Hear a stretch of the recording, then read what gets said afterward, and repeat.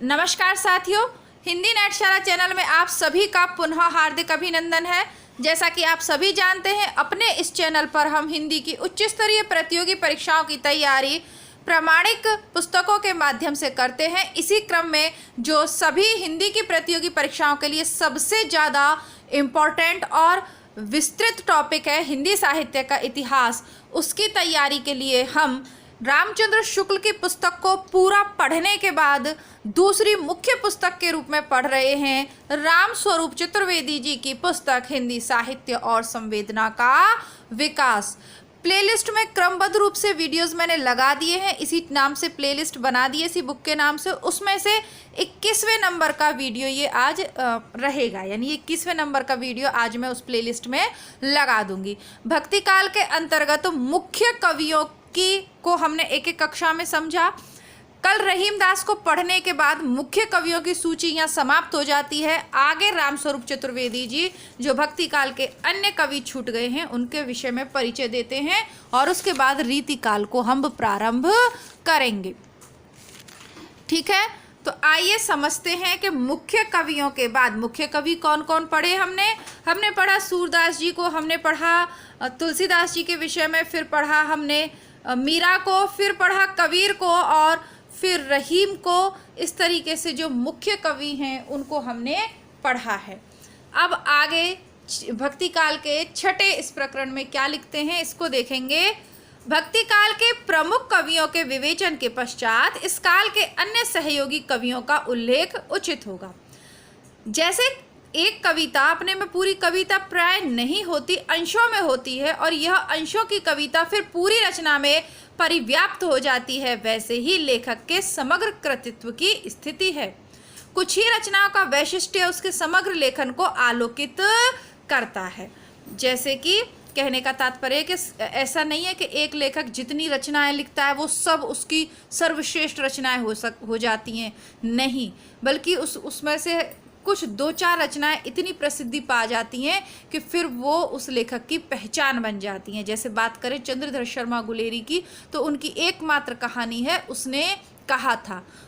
उसके अलावा उनकी वैसे 3 कहानी लिखी हैं, लेकिन उसने कहा था कहानी के माध्यम से हिंदी साहित्य के कहानी जगत में वो अमर हो गए। रश्मि रथी जो पुस्तक है उसमें 7 सर्ग हैं, लेकिन विशेषतः जो उसका तृतीय सर्ग है ना, हाहा दुर्योधन बांध मुझे जंजीर उठाकर, बांध मुझे हाहा दुर्योधन साथ मुझे, उसके वजह से वो पूरी उस पुस्तक की शोभा है, वो अकेला सर्ग की कुछ पंक्तियाँ। ठीक है, तो वही आपको चतुर्वेदी जी हमें समझा रहे हैं। अगले चरण में यह प्रक्रिया इतिहास के युग विशेष में प्रतिफलित होती दिखाई देती है, जहां बहुत बार विशिष्ट रचनात्मक व्यक्तित्व को केंद्र में करके उसके आसपास के अनेक लेखकों का कृतित्व, अनेक गौण लेखकों का कृतित्व दीप्त हो उठता है। संत और सूफी या कि अष्टछाप के कवियों के वृत्त इसी रूप में सृजनात्मक हुए हैं। बेटा अवनी की ओर कर, इस सर्जनात्मक हुए हैं। आधुनिक काल के आरंभिक चरण में भी अलग अलग लेखकों की रचनाएं बहुत बार अपने में महत्वपूर्ण भले ना हो, पर एक वृत्त रूप में उस लेखन का प्रभाव कई गुना बढ़ जाता है। साहित्य के इतिहास में युग की परिकल्पना भी इससे बनती है कि एक विशेष अवधि में कुछ खास तरीके की रचनाएं अलग अलग पृष्ठभूमि के लेखक करते हैं। तो ये तो शुक्ल जी ने अपनी बुक में कहा है। आचार्य शुक्ल ने अपने इतिहास में भक्ति काल को कई शाखा और उपशाखाओं में विभाजित किया है। पहली 2 धाराएं हैं निर्गुण और सगुण। मैंने आपको पहले भी कहा कि भक्ति काल के संदर्भ में तो शुक्ल इतना बढ़िया लिख गए कि फिर किसी और को उसमें आगे लिखने की आवश्यकता नहीं है, इसीलिए चतुर्वेदी जी भी शुक्ल का ही संदर्भ यहाँ ले रहे हैं। पहली 2 धाराएं हैं निर्गुण और सगुण काव्य की, फिर निर्गुण की 2 धाराएं हैं ज्ञानाश्रय प्रेम मार्गी, सगुण की 2 धाराएं राम भक्ति और कृष्ण भक्ति शाखा। निर्गुण धारा की ज्ञानाश्रय शाखा में संत कवि आते हैं। ज्ञानाश्रय में कौन आएंगे? जो ज्ञान देंगे, संत कवि, जिनमें केंद्रीय व्यक्तित्व कबीर का है, जिसका विस्तार में विवेचन हो चुका है। इस शाखा में फिर अन्य कवि हैं रामानंद, नामदेव, रैदास, गुरु नानक, धर्मदास, दादू, रज्जब, मलुकदास, सुंदरदास, चरणदास और सहजो बाई। इनको इम्पोर्टेंट माना है। किसने माना है? चतुर्वेदी जी ने। 1 2 3 4 5 6 7 8 9 10 11 ये हो गए और कबीर 12वें। अधिकतर समाज की नीची समझी जाने वाली जातियों से आए हुए ये कवि स्वभाव से भ्रमणशील थे। यद्यपि मूलतः विभिन्न भौगोलिक क्षेत्रों से आए थे, जिसका प्रमाण उनकी भाषा की मिलीजुली प्रकृति से भी मिलता है।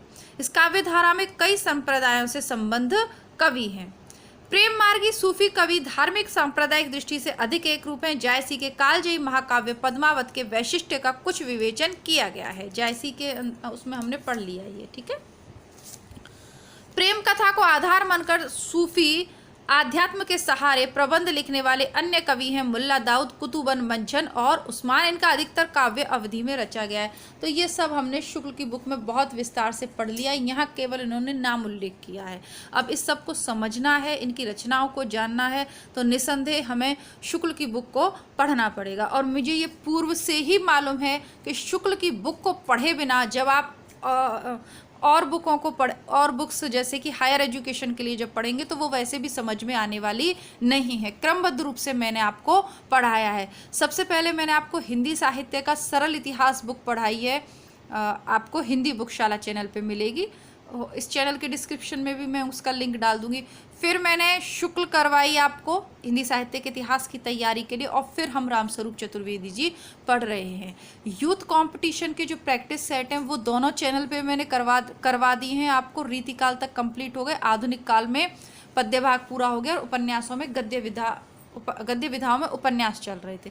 तो और वन लाइनर के रूप में सरस्वती पांडे और गोविंद पांडे। कुल मिलाकर कहने का तात्पर्य मेरा यह है कि कोई भी विद्यार्थी यदि प्लेलिस्ट से तैयारी करता है तो निसंदेह वो सफलता प्राप्त कर लेगा। लेकिन आप लोग ऐसा नहीं करते, आप लोगों को 2-2 मिनट के शॉर्ट वीडियोस चाहिए और वो सब संभव हो नहीं पाता। तो आप लोग प्लेलिस्ट, जो इतनी बेहतरीन प्लेलिस्ट, प्रामाणिक पुस्तकों की प्लेलिस्ट बहुत अच्छी हो सकती है, लेकिन इतनी प्रामाणिक पुस्तकों की जो प्लेलिस्ट बना रखी है आप लोग उन्हें पढ़ते भी नहीं हैं, क्योंकि आपको चाहिए टिप्स और छोटी छोटी ट्रिक्स। और हिंदी साहित्य के इतने विस्तृत इतिहास की ट्रिक्स आप लोग कैसे याद करोगे? नहीं हो सकती वो चीज़ें, है ना। फाइनली काम नहीं करती। 2-4 महीने आपको लग सकता है कि बहुत पढ़ लिया, लेकिन परीक्षा के जब आप परीक्षा हॉल में बैठोगे ना, तो नेट परीक्षा और असिस्टेंट, मैं टीजीटी पीजीटी की बात नहीं कर रही हूँ, ये बुक उनके लिए है भी नहीं। नेट परीक्षा और असिस्टेंट प्रोफेसर परीक्षा सभी विद्यार्थी पढ़कर आए। वो हिंदी से एमए करके आए हैं तो नेट दे रहे हैं, और एमए प्लस नेट करके आए तो असिस्टेंट प्रोफेसर बन रहे। ऐसे सवाल आएंगे ना, जो सरल सवाल आते हैं ना 40-50, उनके जवाब देकर लगता है बहुत अच्छा पेपर। नहीं, जो घुमाने वाले कुछ प्रश्न होते हैं ना, वो मतलब कहते हैं ना आपकी फिरकी ले लेते हैं परीक्षा हॉल में, वो प्रश्न आपका सिलेक्शन तय करते हैं। और वो प्रश्न इस तरीके की बुक्स में से आते हैं, और सब लोग ये बुक्स पढ़ेंगे नहीं और सबका सिलेक्शन भी नहीं होना। मैं ये नहीं कह रही कि मेरे चैनल से ही पढ़ना है, आपके पास है, आप खरीद सकते हो। मैं तो बुक का आपको पूर्व में ही परिचय देती हूँ, ठीक है। आप खरीद के पढ़ो, मेरे साथ पढ़ो, जैसे भी पढ़ना है। लेकिन सिलेक्शन लेना है तो प्रामाणिक पुस्तकों से मित्रता करनी पड़ेगी। चाहे आप ऑनलाइन कोर्स खरीद लो या कोचिंग सेंटर से, दिशा दे सकते हैं। दशा बदलने के लिए मेहनत करनी पड़ेगी, शॉर्टकट कुछ नहीं होता।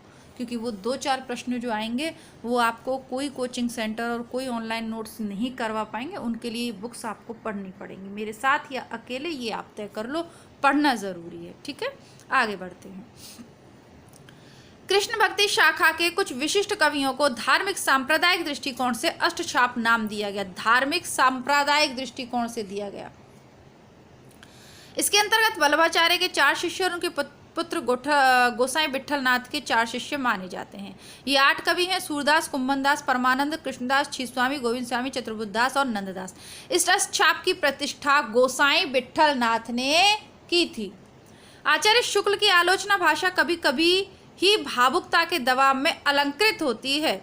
अष्टछाप की चर्चा ऐसे विरले प्रसंगों में से एक है। तो ये किसका कथन है? वेरी वेरी इंपॉर्टेंट कथन है रामचंद्र शुक्ल का, रामस्वरूप चतुर्वेदी जी का। सूरदास और वल्लभ संप्रदाय के आविर्भाव के विवेचन करते हुए आलोचक लिखता है कि आचार्यों की छाप लगी हुई 8 वीणाएं श्री कृष्ण की प्रेम लीला का कीर्तन करने उठी, जिनमें सबसे ऊंची, सुरीली और मधुर झनकार अंधे कवि सूरदास की वीणा की थी। ये शुक्ल का कथन है भैया। आप पढ़ भले ही रामस्वरूप चतुर्वेदी की बुक में रहे हो, लेकिन कथन यह शुक्ल जी का है, भूलिएगा नहीं। परीक्षा में पूछा हुआ प्रश्न है ये, ठीक है, नेट की परीक्षा में पूछा हुआ प्रश्न। अब कौन से सन में पूछा है वो तो मुझे याद नहीं है, पर पूछा हुआ है। सूर के अतिरिक्त अन्य कवियों की वाणी भी भले आंशिक रूप से जनमानस में लोकप्रिय हुई। कुम्भन दास की ठसक का परिचय उस पद में मिलता है जो उन्होंने अकबर बादशाह के दरबार से लौटते हुए कहा था। ये तो कितनी बार पूछा हुआ है। संतन को कहा सीकरी सो काम, आवत जात पन्हैया टूटी, विसर गयो हरि नाम।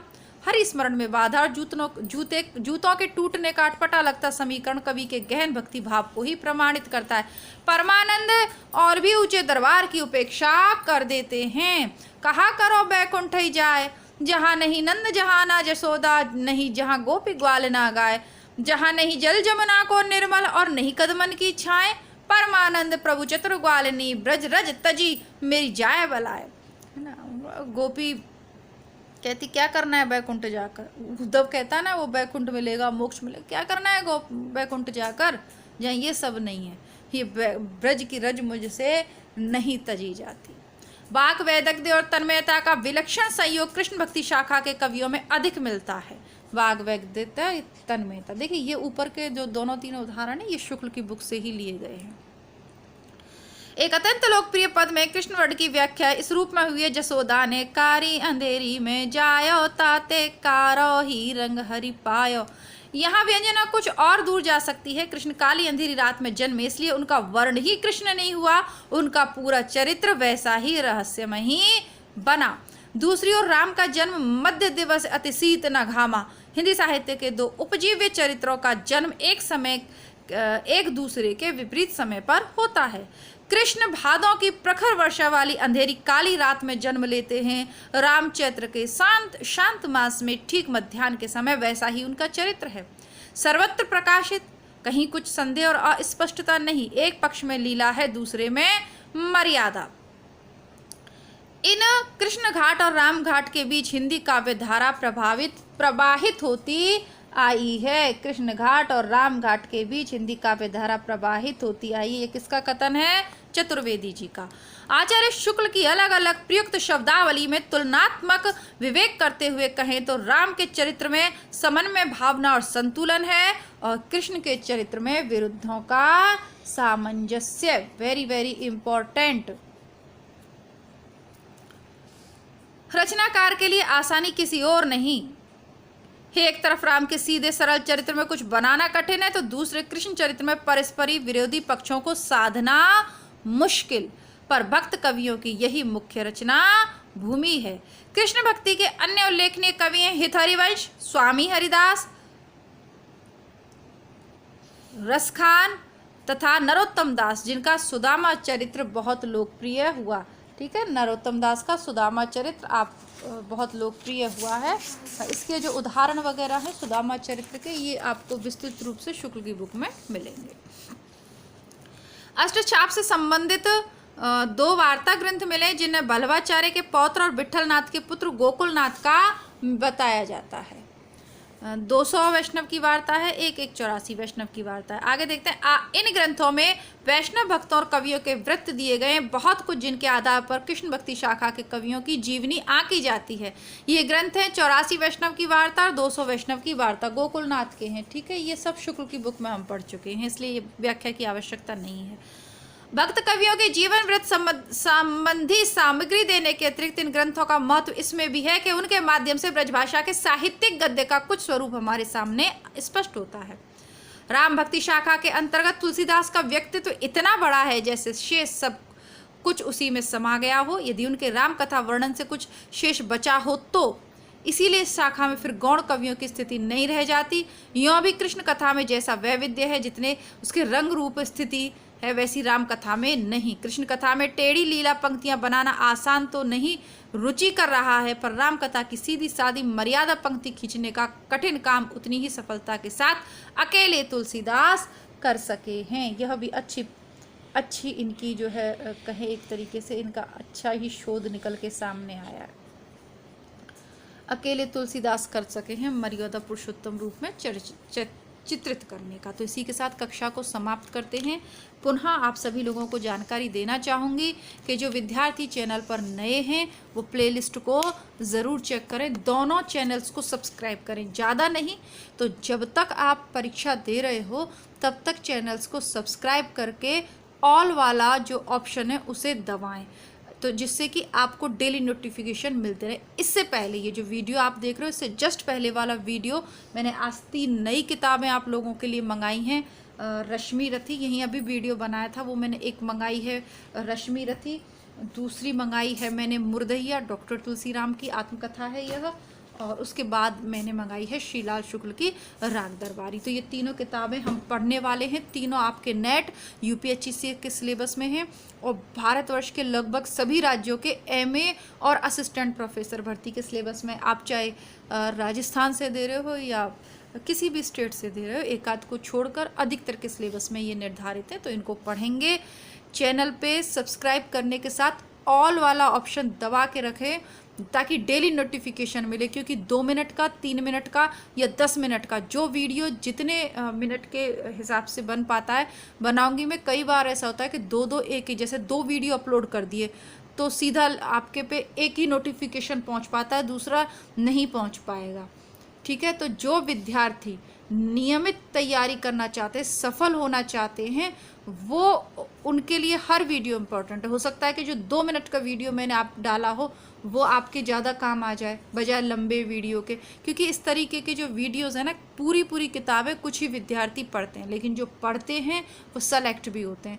किताबें खरीदने से कुछ नहीं होता, खरीद के आप अलमारियां भर लीजिए, जब तक आप उनको नहीं पढ़ लेते हो 1 से 2 बार, एक बार में भी कुछ नहीं होता, लगता ज़रूर है समझ में आ गया पर याद नहीं होता। ठीक है, तो दिमाग में कुछ चीज़ें रहे इसके लिए 1 से 2 बार किताबों को पढ़िए। एक बार आपने पढ़ ली, एक बार समय नहीं है, कहीं आते जाते आपने अपना फ़ोन ऑन किया, प्लेलिस्ट ऑन करी, वहाँ से पढ़ लिया। इस तरीके से तैयारी आपको करनी पड़ेगी। छोटे छोटे से टिप्स और ट्रिक्स जो मुझे परीक्षा को पास करने में उपयोगी साबित हुए वो मैं आप लोगों को देती रहती हूँ। ठीक है, तो मिलती हूँ पुनः, तब तक के लिए नमस्कार, धन्यवाद।